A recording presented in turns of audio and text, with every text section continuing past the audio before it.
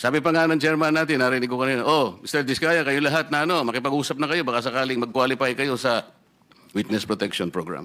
Tama naman yun. Ang problema, Prosecutor Padulyon, ini-insist mo kasi yung restitution kaya tayo nagkakaroon ng problema. Will you still insist on that? Sir, we never mentioned that restitution is a condition.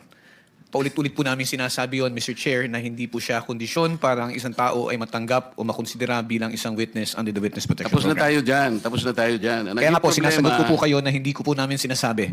Wala po kami sinasabi na restitution is a condition. So I'm not insisting on it, sir. Hindi mo sinasabi ngayon, but when you were talking about a memorandum, yun ang sinasabi mo, there, pwede naming ilagay yung restitution because it is a matter of good public policy. Ano namang klaseng, kaya nga nahihirapan sila eh.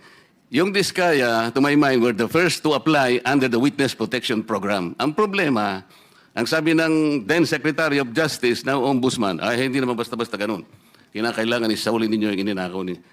Ang problema po doon, kung wala namang korte pa pong nagsasabi kung talagang sila'y nagnakaw o nakapagnakaw, sino pong magkukwenta nun?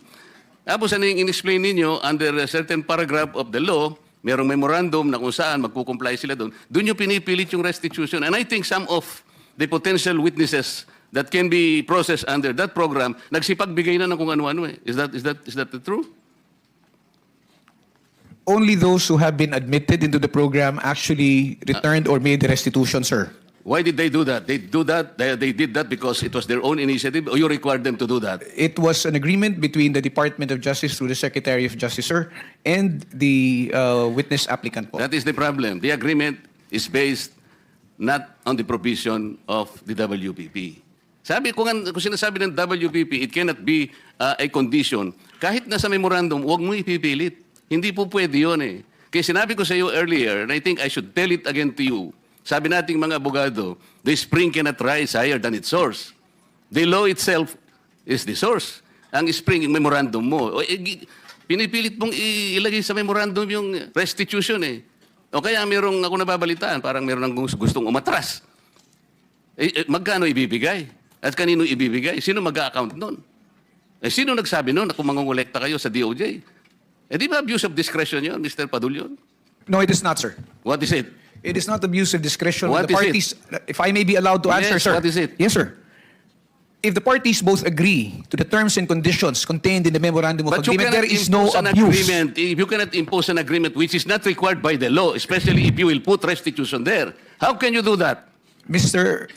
Chairman, sir, yung restitution po, yung memorandum of agreement is a product of an agreement between both the Secretary of Justice, representing the DOJ and the WPP, and the witness applicant. Wala pong abuse doon kung pareho po sila nagkasundo.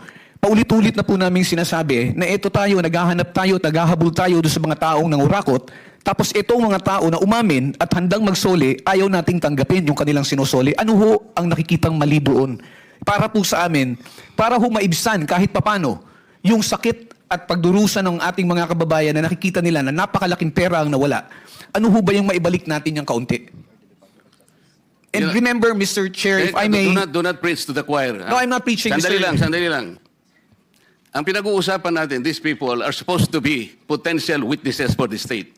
Kailangan tulungan natin ang Estado para ma-prosecute kung sino-sino ang dapat managot. Kaya nga natin sila ilalagay. Mahirap ang gagawin nila. Malalagay sa alangin ang buhay nila. Kaya nga yung witness protection is for them. Sa title na title lang, makikita mo, witness protection in interest para sa kanila yon. So yung memorandum of agreement, ay yun ay dahilan lamang para masiguro mo na sila'y makikipag-cooperate. Kasi kahit na sila'y na-approve under the Witness Protection Program, but they will not cooperate based on the memorandum, pwede mo siyang i-discharge eh. Alam mo, the court can still do that. At saka yung final approval ng witness, state witness, nasa court yun eh. Huwag mong kukunin yun eh. Kaso, isinasama ninyo yung restitution. That is the problem. And I will object to that. Palaging mali yun eh. Paano yung kay Diskaya? Pinipilit ninyo na mag-restitute. Sabi niya, ewan ko kung pinag-usapan ninyo. What did they tell you, Mr. Diskaya? Your Honor, kung magkano po ang i-restitute po muna namin. Ano sabi nila? Magkano daw? Ako po, hindi ko po masabi kung magkano po. Kasi para sa akin po, parang kami po ang nanakawan. Parang ibig sabihin, parang modern day na pagnanakaw. Ibig sabihin yung nakaw ba? Siya pa ang magbibigay ng pera dun sa ninakawan niya? Parang ganun po. Sabi niya kanina, it's a disagreement between the applicant and the DOJ. Did you agree that you will restitute any money to the DOJ? Wala po pang maibibigay po. At saka, O yun na nga, because wala kang maibigay, hindi kanya ipoprocess under the Witness Protection Program. Is that not correct? hindi ko po alam, Your Honor, kung... Oy, Mr. Chair, paano to? Ito si Mr. Diskaya, he was the first, tsaka yung asawa niya who applied under the WPP. The problem is, ang sabi ng dating DOJ Secretary, ba hindi, kinakailangan isoli muna yung mga pinagnanakaw. Hindi po pwedeng ganun-ganun lang. Paano ngayon siya mapuprocess if that was dangled? Paano siya mapuprocess to begin with? May I be allowed to respond now, Mr. Chair? PG, Padilla. Thank you, sir. Sir, Mr. Chair, una, sabihin ko lamang po na kasinungalingan po yung sinasabi ni Mr. Diskaya na agad-agad silang sinabihan na magsoli ka.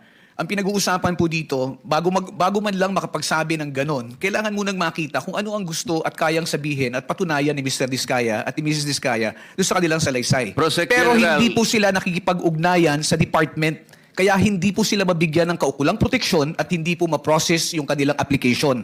So yung sinasabi po ni Mr. Diskaya, from the hearing of November 14 in the Senate Blue Ribbon Committee, there was never a chance or an opportunity that Mr. Diskaya and or counsel even approach the department despite the proddings of the chairman. Mr. Ano ba yung title mo? Mr. Prosecutor, Mr. PG na lang. Oh, Mr. PG, nung ako yung chairman pa dito, sila yung unang nag-apply.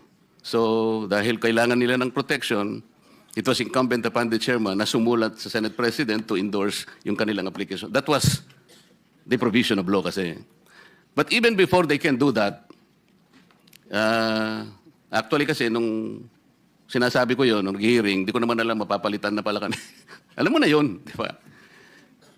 Yung araw din na yun, nag-press con na si Secretary of Justice. Narinig ko eh.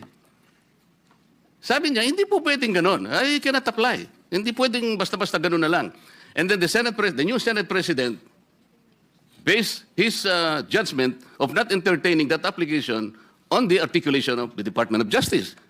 So, ang tinatanong ko nga sa inyo, hindi siya sinungaling.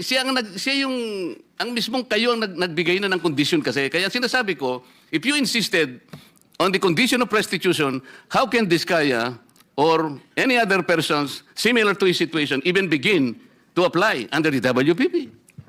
If I may respond, Mr. Chair. If I may refresh the memory of the good senator, during the last hearing of November 14, 2025, that matter that you raised about the statement made by the former Secretary of Justice was already put on the side when you asked that question. And we already informed the chairman that if they wish to file their application, if they wish to be processed, they go to the Department of Justice. Binanggit po yan, nasa transcripts po yan na sinasabi niyo, sige, wala mo nang pag-uusapang restitution. But did they ever come to the department to coordinate with us? No, they did not. And let me just put it on record, sir, na hindi po ito question na kung sinong nauna na nagsalita. Hindi po ito question kung sino yung naunang nagbanggit ng napakaraming pangalan. Kung hindi rin naman nila kayang suportahan ng ebidensya at wala rin naman silang mabibigay na magpuprove o magpapatunay doon sa kanilang mga sinasabi, yan po ang kailangan naming suriin. I'm sorry, Mr. Chair, he did not refresh my memory. Pinopulyot mo yung memory ko eh. Hindi siya nagpunta rito na sabihin niya na, okay, pumunta ka sa DOJ, huwag na muna natin pag-usapan ng restitution. Walang ganon. Nagpunta nga siya rito dito si DOJ Secretary din eh. O sabi ko, Boying, okay na ba yun? Papupunta. Di wala nang ano ha? Wala nang restitution na. Basta papuntahin mo sila mag-asawa doon. Hindi ba nagpunta ka, Mr. Diskaya? Yung kinabukasan nung magkita kayo rito? Mr. Diskaya, you may respond, but unfortunately, your time is up. Your Honor, Your Honor, hindi po kami... yes po, Your Honor. Yeah, Sige. proceed. Kasi tapos na yung time ni Oh. Senator Marcoleta. Yes po, Your Honor. Opo. Hindi nga, ipaliwanag mo. Bali po, Your Honor, kasi po di pa po nagsalita po yung misis ko na Hindi nga, ganito, wala na akong time eh. Pinapunta ka niya ron, kasi nandito kayo, nag-uusap kayo eh. Kayong dalawang mag-asawa, punta kayo ron ng alas 9. Pumunta kayo, sinabi mo niya, wala nang restitution. Noong una po, wala pong sinabing may restitution, pero nung sumunod po, yung panghuli po naming usapan po is may restitution, magkano daw po ang restitute namin. Tapos kakasuhan din po daw kami at hindi didiinan. Pero gusto ko po, Your Honor, na hindi na po muna magsalita ng dere-derecho kasi po yung huli po yung misis ko na nagsalita siya na hindi daw po kami kasama sa WPP. Yung natatandaan ko po yung huling hearing po dito ay nakulong po yung misis ko sa Davao. Samantalang meron naman pong nag-exist na project. Kaya natatakot po ako, Your Honor, na baka pag nagsalita na rin po ako, baka po sa susunod po ako naman po ang makulong. Kaya hindi na po ako magsasalita.